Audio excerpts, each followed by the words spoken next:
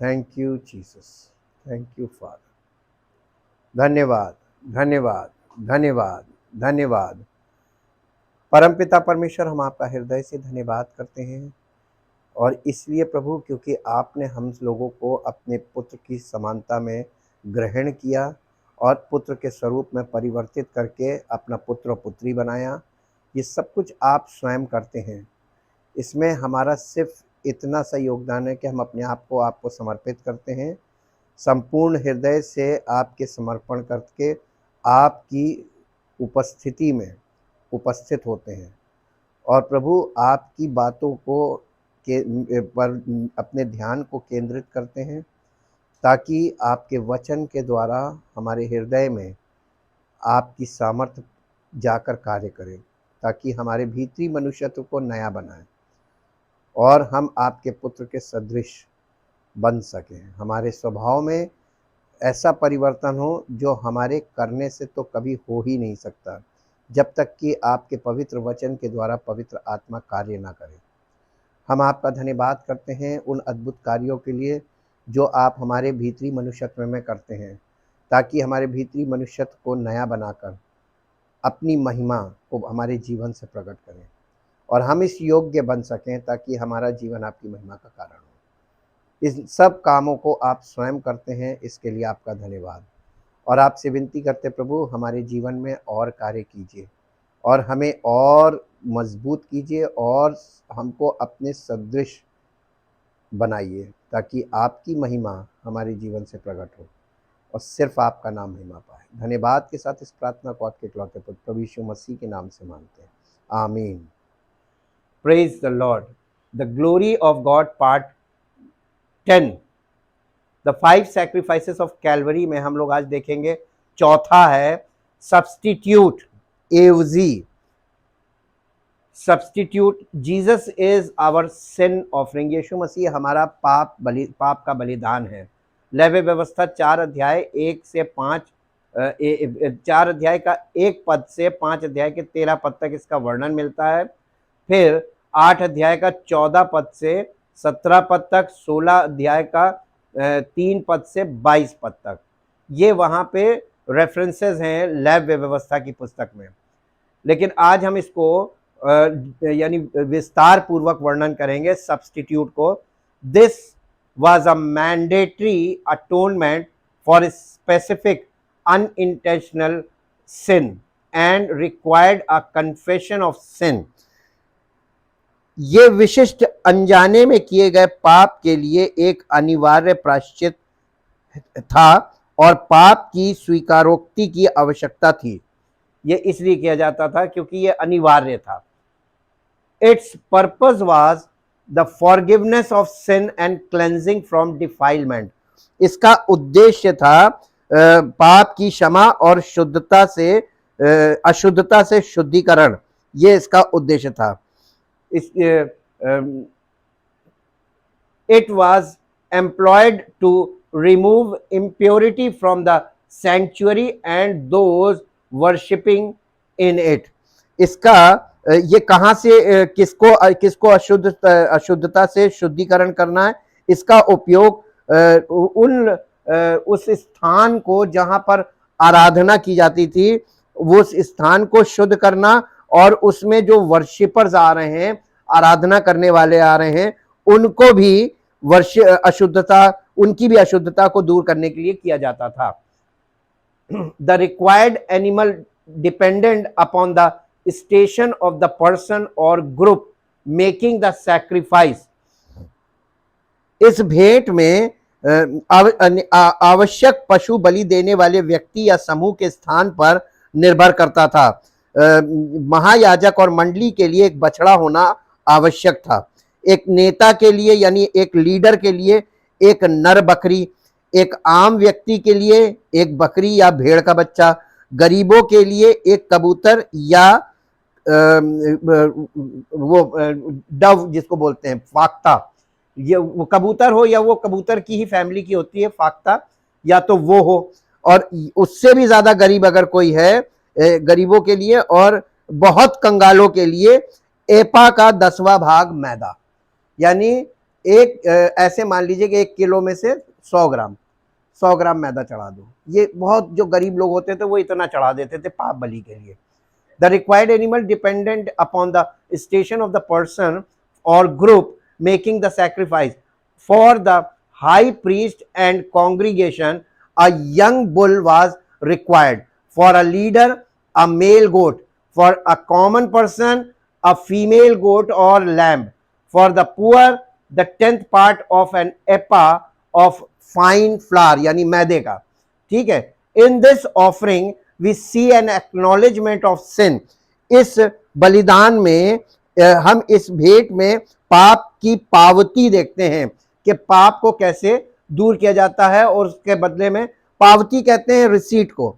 जब आप कोई चीज करते हैं और आपको उसके बदले में उसका फल मिलता है या उसका रसीद मिल जाती है, इस बलिदान में हम एक पावती देखते हैं, हम कुछ पाते हैं।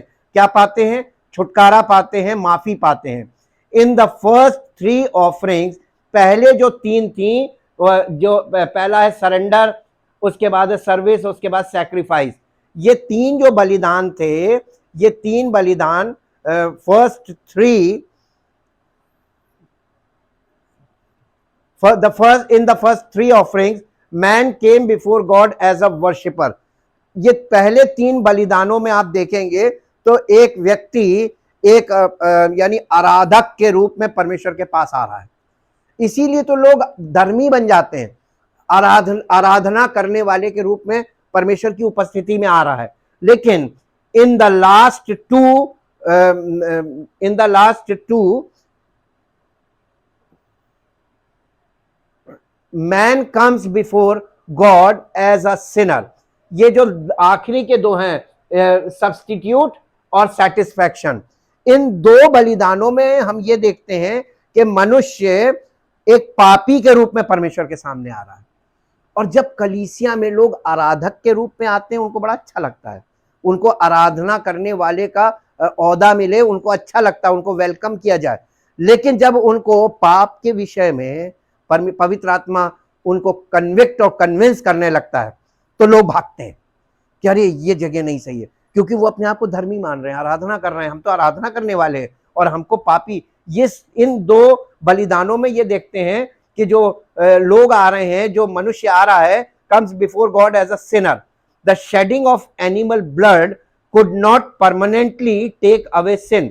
यानी जो जानवरों का जो बलिदान किया जाता था मूसा की तंबू में, वहां पे ये बताया गया है कि उसके लहू से उन्हें पूरी तरीके से कभी भी माफी नहीं मिल सकती थी और ना मिल सकती है। इसको हम नए नियम में देखेंगे, इब्रानियों की पत्री 10 अध्याय उसका 1 पद से 4 पद तक देखेंगे। क्योंकि व्यवस्था जिसमें आने वाली अच्छी वस्तुओं का प्रतिबिंब है, पर उनका असली स्वरूप नहीं, इसलिए उन एक ही प्रकार के बलिदानों के द्वारा जो प्रति वर्ष अचूक चढ़ाए जाते हैं, पास आने वालों को कदापि सिद्ध नहीं कर सकती। नहीं तो उनका चढ़ाया जाना बंद क्यों ना हो जाता। इसलिए जब सेवा करने वाले एक ही बार शुद्ध हो जाते, तो फिर उनका विवेक उन्हें पापी ना ठहराता, परंतु उनके द्वारा प्रतिवर्ष पापों का स्मरण हुआ करता है। अब आप इसको ऐसे भी देख सकते हैं, क्योंकि ये अनहोना है कि बैलों और बकरों का लहू पापों को दूर करे। पाप को दूर करने के लिए बैलों और बकरों के लहू की जरूरत नहीं है। जिस लहू की जरूरत है वो परमेश्वर ने चढ़ा दिया है, और हमको उस पर विश्वास करना है। वो कौन है? और उसके लहू के द्वारा हमें पापों की, हम परमानेंटली पापों का छुटकारा मिलता है, अगर ग्रहण करना चाहो तो। जबरदस्ती परमेश्वर नहीं करता है। आपके अपने विवेक पर यह बात छोड़ दी गई है कि जो कोई ग्रहण करना चाहेगा वो परमेश्वर उसको ग्रहण करेगा, और जो नहीं ग्रहण करेगा परमेश्वर उसे ग्रहण नहीं करेगा। और इस जीवन में जैसे सब लोग बुरी तरीके का जीवन व्यतीत कर रहे हैं, वो भी ना ग्रहण करके वो जीवन में जी सकता है। ये हमारी चॉइस है कि हमको हमारा जीवन का स्तर अच्छा चाहिए और हमें परमेश्वर की उपस्थिति अपने जीवन में चाहिए या नहीं चाहिए। हम परमेश्वर से सब कुछ प्राप्त करना मांगते हैं, लेकिन परमेश्वर बहुत बुद्धिमान है, वो हमें सब कुछ देने के लिए तैयार भी है, लेकिन कंडीशन सिर्फ इतनी है कि उसके इकलौते पुत्र पर विश्वास करो, ग्रहण करो और अपने आप को समर्पित करो। जब तुम उसके पुत्र के में ऐसे हो जाओगे जैसे पुत्र के स्वरूप में सब कुछ तुम्हारा है, क्योंकि परमेश्वर सृष्टि का मालिक है, तो वो आपको सृष्टि का मालिक ही बनाएगा। आप उसके हो गए तो आप सृष्टि के मालिक हो गए, तो आपको सृष्टि का मालिक बनाएगा, नहीं तो कुछ नहीं देगा। तुम अपनी शक्ति से जो कर सकते हो वो करते रहो, उसमें आप रोते चिल्लाते रहेंगे, कोई पूछने वाला नहीं। ये परमेश्वर ने परमानेंट सिस्टम हमारे लिए रखा है, और इसीलिए आज आप इस तरीके से देख सकते हैं कि तमाम त्योहार आप देखिए, हम ऐसे देश में रहते हैं जहां त्योहारों की कमी नहीं। लोग क्या कर रहे हैं? बलिदान चढ़ा रहे हैं, चढ़ावा चढ़ा रहे हैं। ये चढ़ावा भी बलिदान है, पैसे से आ रहा है, आप अपनी कमाई को इन्वेस्ट कर रहे हैं। तो आप वो जो बलिदान चढ़ाने में लगे हुए हैं, खर्च करने में लगे हुए हैं रिलीजन के नाम पे, वो क्या कर रहे हैं? आप अपने पापों का स्मरण ही तो कर रहे हैं, और इस बात की गवाही दे रहे हैं चढ़ावा चढ़ा के कि हम पापी हैं, हम पापी हैं और हम अपने पाप से बचने के लिए ये कर रहे हैं। और इसीलिए लोग उद्धार के अपने अपने तरीकों का इस्तेमाल करके उद्धार प्राप्त करने का प्रयास कर रहे हैं, लेकिन मिला आज तक किसी को नहीं है। आप अपने लाइफ में, अपने फैमिली में आप उठा के देखिए अपने पूर्वजों को, किसको मिला? किसी को नहीं मिला। मिलेगा उसी को जो परमेश्वर ने रास्ता बताया है। इस रास्ते में आपको परमानेंट उद्धार मिल सकता है। But God did promise that the sin of the worshipper were forgiven. लेकिन परमेश्वर ने हमसे वादा किया है, उन लोगों से जो परमेश्वर की आराधना करते हैं, उनसे वादा किया है कि मैं तुम्हारे पापों को क्षमा करूंगा। एक वर्ष पढ़ दीजिए लेवी व्यवस्था की, उसका 4 अध्याय, उसका 20 पद पढ़ दीजिए। जैसे पाप बलि के बछड़े से किया था, वैसे ही इसे भी करें। इस भांति याजक, बहुत ध्यान दीजिएगा, याजक इजराइलियों के लिए प्रायश्चित करे। कौन करेगा? लोग करेंगे या याजक करेगा? याजक, यहां पे याजक का मतलब महायाजक से है। महायाजक प्रायश्चित करे लोगों के लिए। जी, इजराइलियों के लिए प्रायश्चित करे, तब उनका वो पाप क्षमा किया जाएगा। कब? जब महायाजक प्रायश्चित करेगा। और एक भी महायाजक वहां पे जो गया प्रायश्चित करने, जीवित बाहर नहीं आया, परमेश्वर की उपस्थिति में मर गया। और एक जो जिंदा वापस आया था, वो भी नए नियम में यूहन्ना बपतिस्मा देने वाले का बाप, जिसका नाम जकरिया है। He is the last high priest, वो आखिरी महायाजक था। वो जब अंदर गया था तो बाहर आया था, गूंगा आया था। बाकी सब डेड बॉडी बाहर आई, एक भी जिंदा नहीं आया।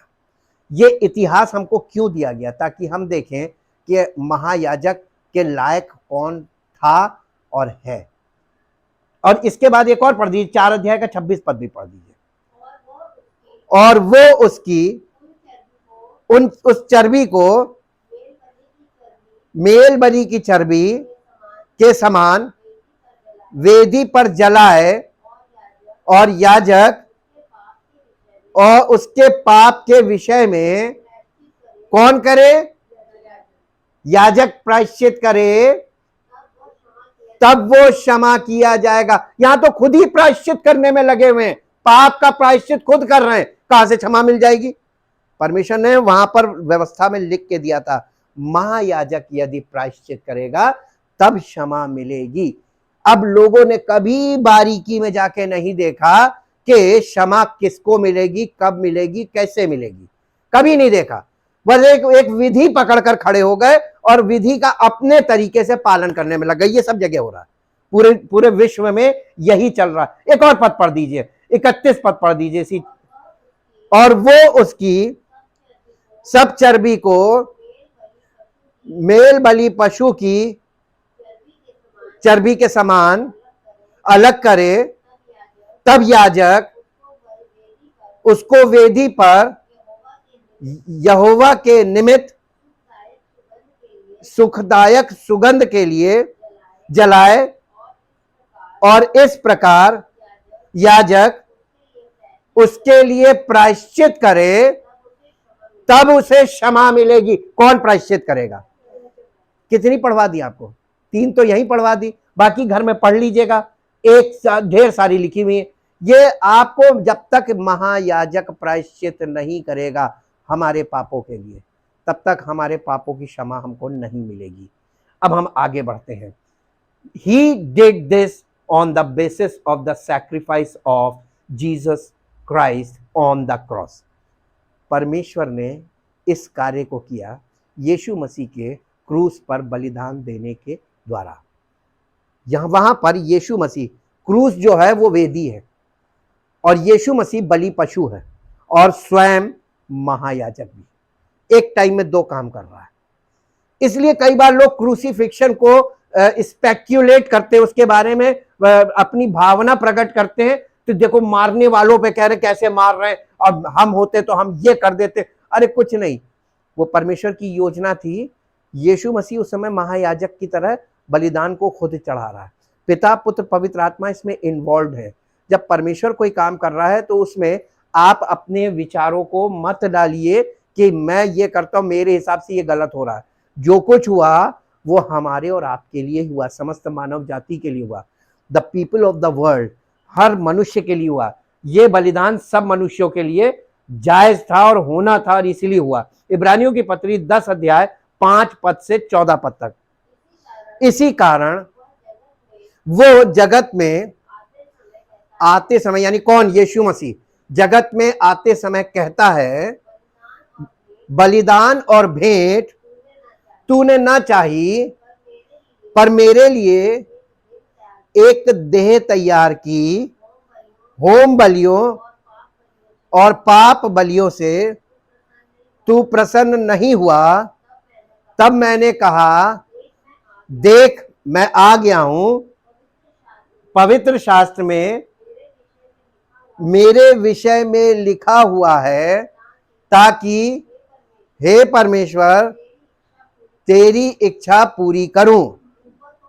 ऊपर तो वो कहता है, ना तूने बलिदान और भेंट और होम बलियों और पाप बलियों को चाहा और ना उनसे प्रसन्न हुआ। यद्यपि, हालांकि ये बलिदान तो व्यवस्था के अनुसार चढ़ाए जाते हैं। फिर वो ये भी कहता है, देख मैं आ गया हूं ताकि तेरी इच्छा पूरी करूं। अतः वो पहले को उठा देता का मतलब क्या? पूरी पुरानी नियम की जो व्यवस्था दी गई थी उसको हटा देता है। अब इसका काम खत्म। और दूसरे को, मतलब जो अब बलिदान वो कर रहा है, इसको नियुक्त करे। और जब तक उसने तो कर दिया, परमेश्वर की ओर से एवरीथिंग इज फाइनल, डन। क्या हमने अपने जीवन में लागू किया? ये रिन्यूअल ऑफ माइंड का पॉइंट है। हमें अपने माइंड को रिन्यू करना है कि हम यानी बीसी काल की विधियों को पकड़ के खड़े होंगे या हम परमेश्वर की योजना को अपने जीवन में लागू करेंगे। जब कोई कानून बनता है तो कानून के जानने वालों से पूछिए, तो उसमें एक वर्ड लिखा होता है जिसको जीओ बोलते हैं, गवर्नमेंट ऑर्डर। गवर्नमेंट ऑर्डर के आगे लिख रहा होता है W.E.F, विद इफेक्ट फ्रॉम।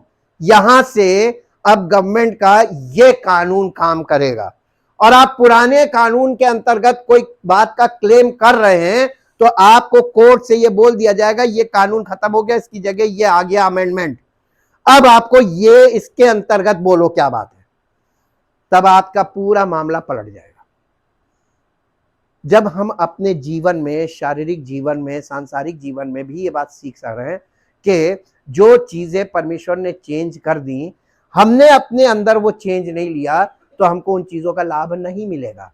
लाभ लेना है तो आपको विद इफेक्ट फ्रॉम मालूम होना चाहिए कहां से ये चीजें बदल गई हैं, वहां से आपको अपने हिसाब से नए नियम के हिसाब से चलना पड़ेगा। पूरी दुनिया के पास पुराना नियम है लेकिन नया नियम केवल एक है और वो बाइबल में अटैच है। ये नया नियम सबके लिए, ये new law from God, this is the amendment है ये, और ये अमेंडमेंट हमारी लाइफ में होना चाहिए। और अगर नहीं, इसीलिए तो कलीसिया की स्थापना की थी ताकि लोगों के विचारों में अमेंडमेंट आए, यानी रिफॉर्मेशन आए, माइंड का चेंज होना। दीज सैक्रिफाइसेस वर, ये जो यहाँ पे हम इसके बीच में थोड़ा सा इसका इतिहास देखते हैं पाप बलि का, और वो पाप बलि का इतिहास ये है कि ये बलिदान आंगन की पीतल की वेदी पर नहीं जलाए जाते थे। The sin of the offerer and these sacrifices were not burned upon the brazen altar in the courtyard.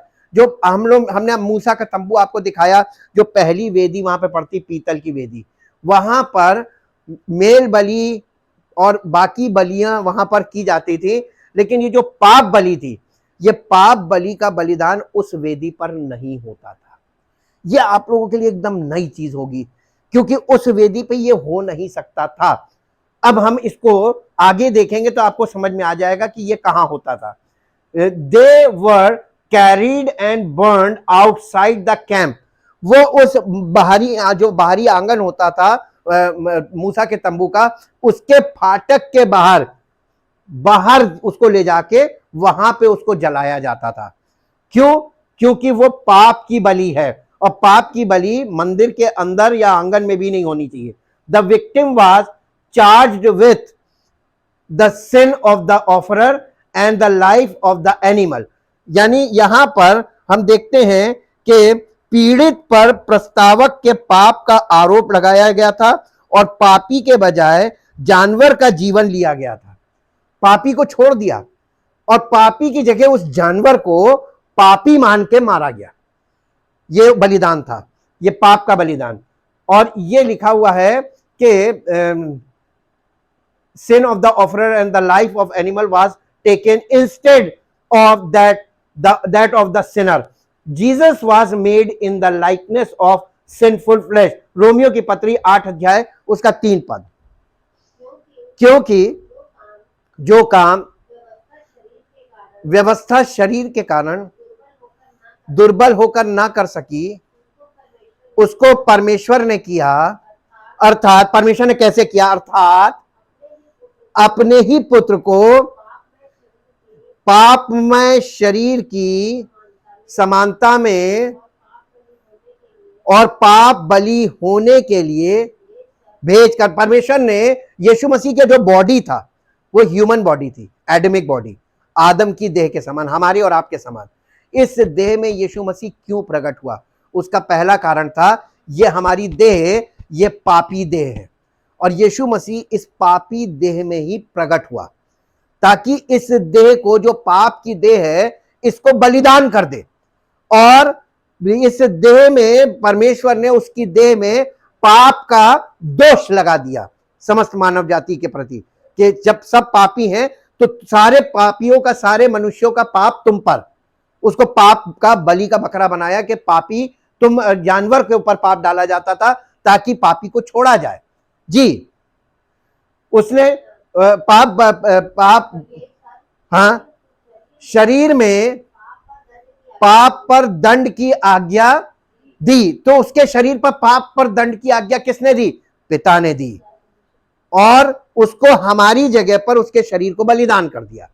तो यीशु मसीह बलि का मेमना भी है, बलि का जानवर है, और यीशु मसीह स्वयं महायाजक है, और वो उस बलिदान को कर रहा है। पिता और पवित्र आत्मा भी उसके साथ हैं, यानी पिता पुत्र पवित्र आत्मा तीनों इस काम को कर रहे हैं। गिनती की पुस्तक उसका 21 अध्याय का 9 पद पढ़िए। अतः मूसा ने पीतल का एक सांप बनवाकर खंबे पर लटकाया, तब सांप के डसे हुओं में से जिस जिसने उस पीतल के सांप की ओर देखा। अब ये बताइए यहां पे क्या लॉजिक आपको मिल रही है? ये क्रूसीफिक्शन को दिखा रहा है। पुराने नियम में वहां पर लोगों को सांप डसे, सांप दिखाता है पाप को। जब पाप से लोग मरने लगे, सांप काटा और मरने लगे, पाप से लोग मरने लगे, तो परमेश्वर ने मूसा से कहा एक पीतल का सांप बनाओ और उसको ऊंचे पर लटका दो, जो कोई उसको देखेगा वो बच जाएगा। जो कोई उसको देखेगा वो बच जाएगा, यानी उसका प्राण बच जाएगा, वो मरेगा नहीं। और जिन जिन ने उस पीतल के सांप को देखा, यहां पे गवाही लिखी है, वो मरे नहीं, बच गए। इसमें यही चीज छिपी थी कि जिस जिसने यीशु मसीह को क्रूस पर देख लिया वो बच गया। ये बचने का एकमात्र साधन है, और ये पाप की मृत्यु से बचना है। यूहन्ना रचित सुसमाचार 3 अध्याय का 14 पद। और जिस रीति से मूसा ने जंगल में सांप को ऊंचे पर चढ़ाया, उसी रीति से अवश्य है कि मनुष्य का पुत्र भी ऊंचे पर चढ़ाया जाए। देखिए आ गया नए नियम में, यीशु मसीह को भी ऊंचे पर चढ़ाया जाए, इसी चीज को प्रकट करने के लिए, ताकि पहचान जाए। लेकिन उनके सामने सब हुआ, किसी ने नहीं पहचाना। इसके बाद देखिए फिलिपियों की पत्री 2 अध्याय 7 पद। वरन अपने आप को ऐसा शून्य कर दिया, दास का मतलब यहां पे गुलाम है, अपने आप को समर्पित कर दिया, गुलाम बन गया जी, और मनुष्य की समानता में हो गया। ये यीशु मसीह के बारे में लिखा है, यानी यहां तक वो समर्पित हो गया कि मृत्यु वरन क्रूस की मृत्यु शैली। तो परमेश्वर ने उसको वो नाम दिया जो सब नामों में श्रेष्ठ है, और आज उसके ऊपर कोई नाम जा नहीं सकता। So he could be our sin bearer and carry our sins outside the camp. The spirit यानी पवित्र आत्मा explained how this old testament ceremony was a preview, यानी type of God's eternal plan of redemption. परमेश्वर के वो अनंत छुटकारे के योजना का ये जो पार्ट है, ये नए नियम में हम कैसे प्रकट होता हुआ देखते हैं यीशु मसीह के द्वारा। इब्रानियों की पत्री उसका 13 अध्याय का 11 से 13 पद पढ़िए। क्योंकि जिन पशुओं का लहू महायाजक पाप बलि के लिए पवित्र स्थान में ले जाता है, उनकी देह छावनी के बाहर जलाई जाती है। देखिए यहां पर लिखा हुआ छावनी के बाहर जलाई जाती है। इसी कारण यीशु ने भी लोगों को अपने ही लहू के द्वारा पवित्र करने के लिए फाटक के बाहर, देखिए मंदिर के आंगन में यीशु मसीह का क्रूसिफिक्शन नहीं हुआ था, यरूशलेम के बाहर हुआ था, गोलगोत्ता की पहाड़ी पर। फाटक के बाहर दुख उठाया, इसलिए आओ उसकी निंदा अपने ऊपर लिए हुए छावनी के बाहर उसके पास निकल चले। आपको निकलकर उसके पास जाना होगा उसकी निंदा को लेकर। और कभी आप जब यीशु मसीह के नाम से आपकी निंदा होती है, कितना बुरा लगता है, लेकिन आपके लिए उसने क्या सहा है? आप तो सिर्फ निंदा, और वो भी निंदा अभी थोड़ी देर की है, थोड़ी देर बाद महिमा भी तो आएगी। जब आप निंदा सहेंगे तभी महिमा मिलेगी। इसलिए परमेश्वर ने ऐसा फुल प्रूफ प्लान बनाया है, इसमें हम और आप अपनी ओर से कोई मिलावट नहीं कर सकते, क्योंकि ये सब बातें पुराने नियम में लिखी हुई हैं। और इसलिए हम आगे देखते हैं कि निर्गमन और लेवी व्यवस्था के माध्यम से पढ़ते समय ये विवरण महत्वहीन लग सकते हैं। हालांकि यहां तक कि शिविर से पाप को बाहर निकालने का मामूली विवरण भी यीशु के यरूशलेम शहर के बाहर मरने का पूर्व रूप था। और इसके बाद मुख्य बात यह है कि यीशु ने हमारे अपराध बोध को उठा लिया। वो हमारे लिए क्रूस पर पाप बनाया गया था और यीशु ने पाप और पापों के लिए दुख उठाया। पाप बलि ने मनुष्य को सिखाया कि परमेश्वर उसे पाप के लिए जवाबदेह ठहराता है। पापी आध्यात्मिक अपराधी है जिन पर मुकदमा चलाया गया है, दोषी पाया गया है और मौत की सजा दी गई है। हम ये नहीं मानना चाहिए कि हम सुरक्षित और सही है यदि हम केवल अपने विवेक के अनुसार जीते हैं। परमेश्वर के पास तराजू है, उसके पास मानक है, उसके पास उसके कानून के उल्लंघन के लिए सजा दी गई है। इस प्रकार स्वर्ग की किसी भी आशा को पाने के लिए एक बलिदान की आवश्यकता होती है। अब आपको स्वर्ग की कोई भी चीज चाहिए, आशीषें सारी स्वर्ग से आती हैं, और आपको आशीषें चाहिए तो आपको एक बलिदान की जरूरत है, बलि पशु की, जिसके द्वारा आपको वो चीजें मिल सके, आप क्वालिफाई कर सकें। इसीलिए eternal plan of forgiveness is called justification.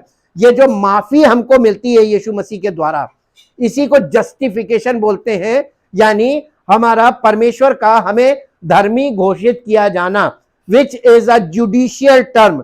ये एक न्यायिक प्रक्रिया को प्रकट करता है, जुडिशियल टर्म को प्रकट करता है। रोमियो की पत्री 4 अध्याय का 25 पद पढ़िए। वो हमारे अपराधों के लिए पकड़वाया गया और हमारे धर्मी ठहरने के लिए जिलाया भी गया। धर्मी हम उसके जी उठने के कारण धर्मी ठहरे हैं। जी, ये जुडिशियल टर्म में आता है। With sin we are guilt ridden, यानी पाप जब तक हमारे जीवन में होता है, वो हम जब तक हम पाप के साथ दोषी हैं, क्षमा में यीशु का लहू हमारे दोष को दूर करता है। यानी ये जो हमारे अंदर दोष लगाने की या दोष को अपने अंदर महसूस करने की प्रवृत्ति पाई जाती है, इसको इंग्लिश में बोला गया है गिल्ट रिडन। गिल्ट रिडन का मतलब होता है दोषी मानसिकता। अब आप ये बताइए, जितने भी मनुष्य आपको इस संसार में मिलेंगे, आप सबसे मिलिए, अपने परिवार से लेके, अपने मोहल्ले से लेके पूरी दुनिया में, हर एक के अंदर आपको दोष भावना मिलेगी। हर व्यक्ति दोष भावना से ग्रसित है। उसको अंदर से लगता है नहीं, जरूर कहीं ना कहीं कुछ गलत है। हर आदमी एक दूसरे आदमी को दोषी भावना से देख रहा है, कहीं मेरे साथ बेईमानी तो नहीं करेगा, कहीं ये धोखा तो नहीं देगा, और दे रहे हैं क्योंकि उसके अंदर दोष भावना है और दोष भावना से ग्रसित है वो। याकूब की पत्री 2 अध्याय उसका 10 पद, क्योंकि जो कोई सारी व्यवस्था का पालन करता है परंतु एक ही बात में चूक जाता है, तो वो सब बातों में दोषी ठहरेगा नहीं, ठहर चुका है। अब आप ये बात यहां से ये सीखिए कि मान लीजिए आपने कभी कोई मर्डर नहीं किया, आपने कभी कोई डकैती नहीं डाली, आपने कभी चोरी नहीं की, आपने कभी किसी के साथ मारपीट नहीं की, लेकिन आपने चौराहे पर रेड बत्ती को लाल बत्ती हुई थी और आपने गाड़ी क्रॉस कर दी, आपने अपराध किया और एक अपराध के कारण आप दोषी ठहर गए। इसका मतलब ये नहीं, आप कोर्ट में जाके ये नहीं कह सकते कि मैंने कभी कोई कुछ गलत नहीं किया, मैं बहुत ईमानदार नागरिक हूं। आपको माफी नहीं मिलेगी, आपको माफी नहीं मिल सकती, क्योंकि आपने कानून तोड़ा है। तो कानून चाहे आपने छोटा सा तोड़ा हो, छोटी सी गलती आपको दोषी ठहराती है। तो आप दोषी ठहरे कि नहीं ठहरे? इसी प्रकार आप ये ध्यान कीजिए कि आप कितना परमेश्वर की आज्ञा का पालन कर सकते हैं। क्या कर सकते हैं?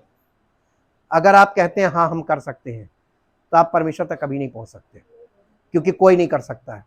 आपको यह मानना पड़ेगा, प्रभु हम अज्ञानी हैं, पापी हैं, और हम इस लायक नहीं कि हम आपकी किसी भी बात का पूरी तरीके से मान सकें, हम पर दया कीजिए। तो परमेश्वर अपने पुत्र की धार्मिकता आपको देगा। ये परमेश्वर की धार्मिकता जो हमें ओढ़ा दी जाती है, ये चीज हमें इस बात को सिखाती, इन फॉरगिवनेस यानी हमको ये जो वी आर गिल्ट रिडन और हमको in forgiveness Jesus blood removes forgiveness is called justification. ये जस्टिफिकेशन, यीशु मसीह का लहू हमें दोष मुक्त कर देता है ताकि हम our guilt and release us from the penalty of sin, पाप के दोष से हमें मुक्त करता है। क्यों? हमको क्या मिलता है इससे? हमें परमेश्वर की उपस्थिति में आने का और परमेश्वर के वचन और पवित्र आत्मा का अनुभव प्राप्त होता है। इसके लिए एक पद पढ़ दीजिए, रोमियो की पत्री 3 अध्याय उसका 24 पद।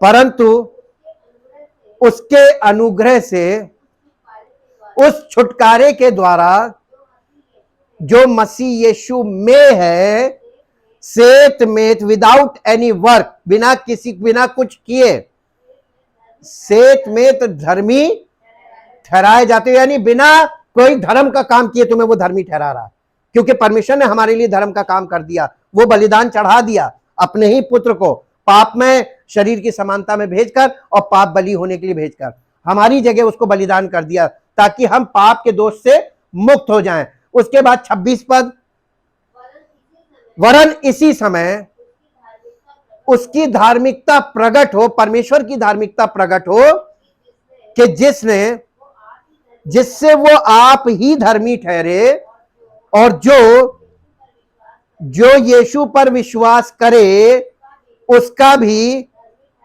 धर्मी ठहराने वाला हो। मेरी ये दिल से दुआ है, यदि आप इस वचन को सुन रहे हैं, इसी समय परमेश्वर की धार्मिकता आपके जीवन में प्रकट हो। आप विश्वास करें यीशु मसीह पर ताकि आपको पाप के दोष से मुक्ति मिले, छुटकारा मिले और आप परमेश्वर की आशीषों को प्राप्त करने के लिए कलीसिया में उपस्थित हों और परमेश्वर की अनंत आशीषों का आनंद प्राप्त करें। 5 अध्याय, रोमियो 5 अध्याय उसका 9 पद, अतः जबकि हम अब उसके लहू के कारण धर्मी ठहरे, तो उसके द्वारा परमेश्वर के क्रोध से, किसके द्वारा? यीशु मसीह के द्वारा परमेश्वर के क्रोध से क्यों ना बचेंगे, जो अब प्रकट हो रहा है इस प्रकृति पर, इस सृष्टि पर और समस्त मानव जाति पर, जो अब उसका क्रोध प्रकट हो रहा है। आप देख रहे हैं ना मौसम को, ये परमेश्वर का प्रकोप है, ये प्राकृतिक प्रकोप है, ये परमेश्वर का कोप है और ये अब प्रकट हो रहा है उन लोगों पर जो प्रभु यीशु मसीह पर विश्वास नहीं करते। उनके लिए बहुत असहनीय जीवन होने वाला है। इसलिए एक पद और पढ़ दीजिए, इब्रानियों की पत्री उसका 8 अध्याय का 12 पद, क्योंकि मैं उनके अधर्म के विषय में दयावंत होऊंगा और उनके पापों को फिर स्मरण ना करूंगा। जो कोई मसीह में होगा, ये उनके लिए कंडीशन रखी गई, वायदा है, जो कोई मसीह में, मैं उनके अधर्म पर, मैं उनके लिए दयावंत होऊंगा और उनके पापों को स्मरण नहीं करूंगा। ये कंडीशन यीशु मसीह में है। इज़िकियल की पुस्तक 18 अध्याय और उसका 20 पद, जो प्राणी पाप करे वही मरेगा, ना तो पुत्र पिता के अधर्म का भार उठाएगा और ना पिता पुत्र का। अब देखिए यहां पर सबको इंडिविजुअल में अलग अलग कर दिया। एक परिवार अगर सब पापी हैं और उस परिवार का एक व्यक्ति मन फिराता है और प्रभु यीशु मसीह पर विश्वास करता है, वो बच जाएगा। और इसीलिए वादा किया गया, यदि तू विश्वास करेगा तो तेरा घराना उद्धार पाएगा। एक व्यक्ति के विश्वास से उसका परिवार बच सकता है, एक व्यक्ति के विश्वास से। अगर वो व्यक्ति वास्तव में विश्वास कर ले यीशु मसीह के बलिदान पर, उसका पूरा परिवार उद्धार पाएगा। और अगर उसका विश्वास सच्चा नहीं होगा, उसका परिवार उद्धार नहीं पाएगा। और जब तक उसका उद्धार परिवार नहीं पाएगा, वो भी उद्धार नहीं पाएगा। ये भी याद रखिए, जब तक आपका विश्वास सच्चा होगा, आपका परिवार उद्धार पाएगा, ये चिन्ह है। और अगर आपका विश्वास सही नहीं है, आपका परिवार उद्धार नहीं पाएगा, ये भी चिन्ह है कि इसका मतलब आपने विश्वास नहीं किया। जिस दिन आपका परिवार प्रभु में आ गया, समझ जाइएगा आपका विश्वास सच्चा था। और नहीं आया तो इसका मतलब आपका विश्वास सही नहीं है। समझ में आया जी? धर्मी को अपने ही धर्म का फल और दुष्ट को अपनी ही दुष्टता का फल मिलेगा। यानी जो बोगे वो काटोगे, ये प्रिंसिपल है। इसके बाद मत्ती रचित सुसमाचार 26 अध्याय का 28 पद, क्योंकि ये वाचा का मेरा वो लहू है जो बहुतों के लिए पापों की क्षमा के लिए के निमित्त बहाया जाता है। यीशु मसीह ने बोला था, इन द लॉज आईज, यानी कानून के दृष्टिकोण से, the penalty has been paid, यानी पाप के दोष से मुक्त होने के लिए बलिदान चढ़ाया जा चुका है। Believe and receive forgiveness, justification, और कलीसिया में आए ताकि आप पाप की शक्ति से छुड़ाए जाएं, पिता पुत्र पवित्र आत्मा के द्वारा, परमेश्वर के वचनों की सामर्थ्य के द्वारा आप पाप की शक्ति से छुटकारा पाए और फिर आप पाप की उपस्थिति से निकाले जाएं और परमेश्वर के राज्य में अनंत जीवन के वारिस बन जाएं। परम पिता परमेश्वर, हम आपका हृदय से धन्यवाद करते हैं अद्भुत सामर्थ्य के लिए, अद्भुत प्रेम के लिए, अद्भुत अनुग्रह के लिए और अद्भुत कार्यों के लिए जो आप करते हैं। इसीलिए पिता, आपने अपने इकलौते पुत्र प्रभु यीशु मसीह को एक नाम दिया, अद्भुत युक्ति करने वाला। वो वाकई में अद्भुत युक्ति करने वाला है। असंभव को संभव वो अद्भुत युक्ति से ही करता है। हम आपका धन्यवाद करते हैं। आज प्रभु, जितने लोग आपके वचन को सुन रहे हैं, पवित्र आत्मा उनके हृदय को कायल करे, उन्हें अंदर से इस बात के लिए बाध्य करे कि वो प्रभु यीशु मसीह के इस बलिदान को सच्चा माने कि हम सब के लिए, उनके लिए विशेषकर व्यक्तिगत तौर पे, मेरे लिए प्रभु यीशु मसीह ने का बलिदान हुआ है, मेरे अनंत छुटकारे के लिए हुआ है, पाप के दोष से मुक्त करने के लिए हुआ है, ताकि हम पाप की शक्ति से भी छुड़ाए जाएं और पाप की उपस्थिति से भी। हे पिता, आज लोगों के हृदय में जब पवित्र आत्मा बात करे, उनके हृदय में पाप के दोष से मुक्ति मिले और वो कलीसिया में हाजिर हों, ताकि पवित्र आत्मा के द्वारा वो पाप की शक्ति से छुड़ाए जाएं और परमेश्वर की महिमा का कारण बने, ताकि सारी महिमा आपको मिले। इस प्रार्थना को आपके इकलौते पुत्र प्रभु यीशु मसीह के नाम से मांगते हैं, आमीन। Praise the Lord. परमेश्वर आपको आशीष दे।